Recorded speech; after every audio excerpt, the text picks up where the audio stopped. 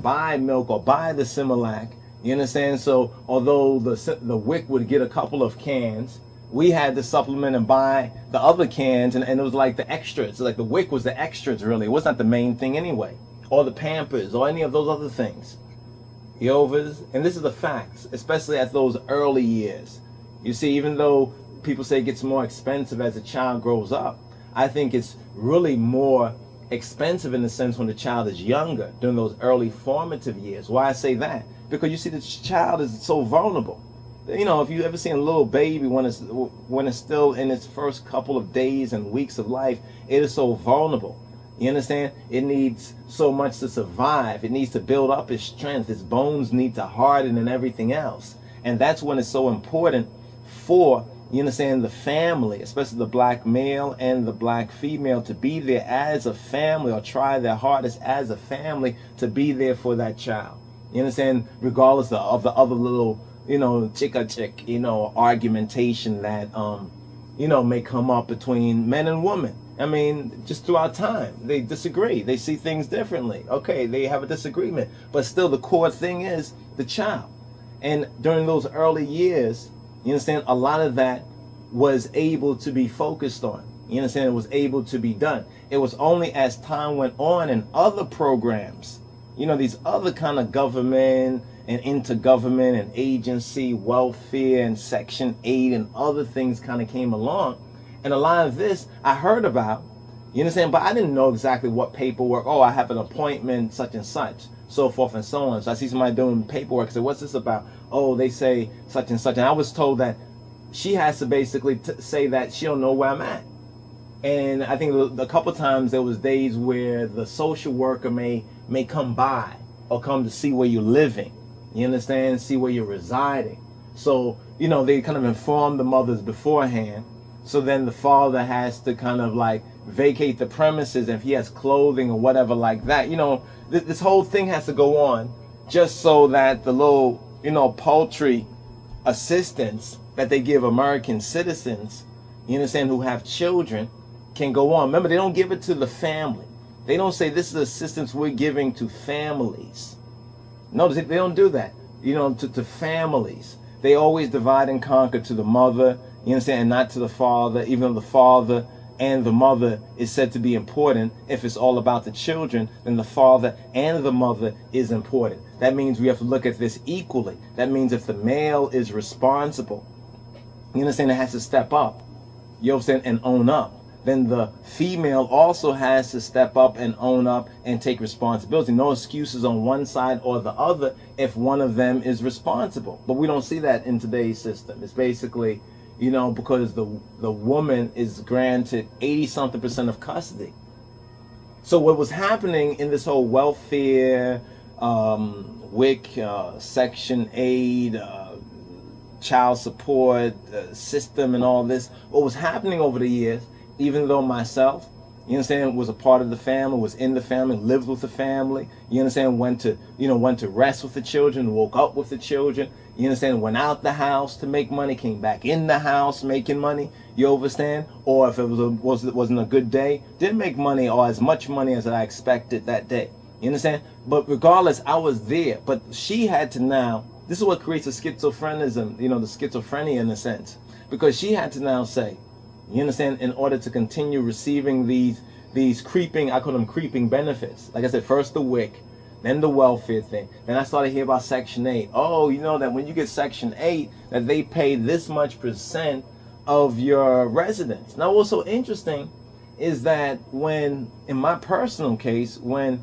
me and the mother or the baby mother were living together as a family, you understand, that we was living in, well, she had rented, she spoke to rent my mother's apartment in my mother's building.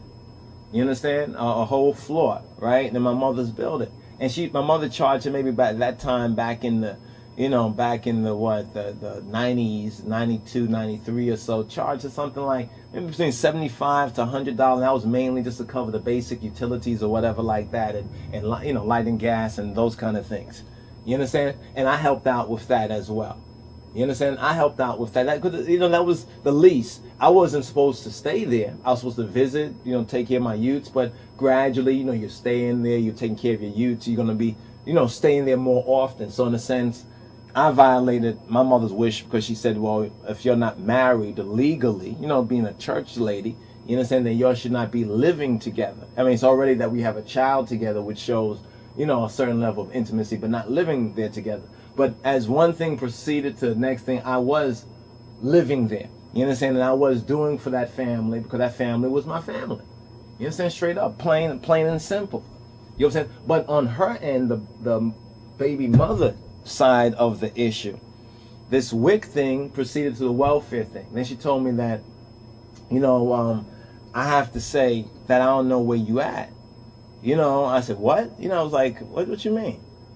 Because if I say I know where you at, then they probably going to cut these things and those things, because it was promising to give more. It's almost like if you said that you know where the baby father is, they gave you more. If you did say you know where the baby father is, they gave you less. So that was kind of like the kind of the mind game, the mind fuck that was going on.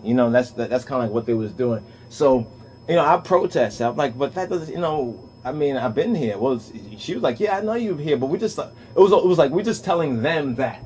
Now remember, all this is legal documentation, and this is where it really bites, in the butt. You understand? In the back pocket and in the wallet too, because now, with her 12 to 14 years later, saying and being pressured because of the economic recession and everything else, you understand? Now she decides to do a paternity / child support, getting into this child support beggarism issue, when actually she, you understand, should be a responsibility for her own independence. She said she didn't need me around. You understand? I don't need you. All I need you to do, you understand, is to give money to children. And I'm like, well, I need to see my children. I don't mind giving money. I was giving money while I was there. I don't mind giving money for my children.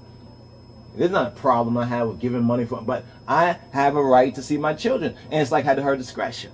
You see, this is what goes on too. It's at her discretion when she feels is correct. Now I'm already in the catch-22 now, because we've already been living together, and she's in the catch-22 too. This is what, when I think about it over the years, I had so many instances that if I wanted to play, the so-called bad guy or the vengeful person, like if I was like her, I wanted to get back on her, you understand, get back at her and to put her in trouble. I had more than enough information to go on. But I was saying that this is, this is still the mother of my children, my firstborn daughter and things like that, the mother of my children. And, that'll make her, put her in trouble. Then I'm thinking about what about the children in that sense? You know what I'm saying? And I figured, well, I'm only going to be doing this because she now is going through this independency, this independency scam. She's been scammed by independency, that she's now an independent woman. I don't need no man.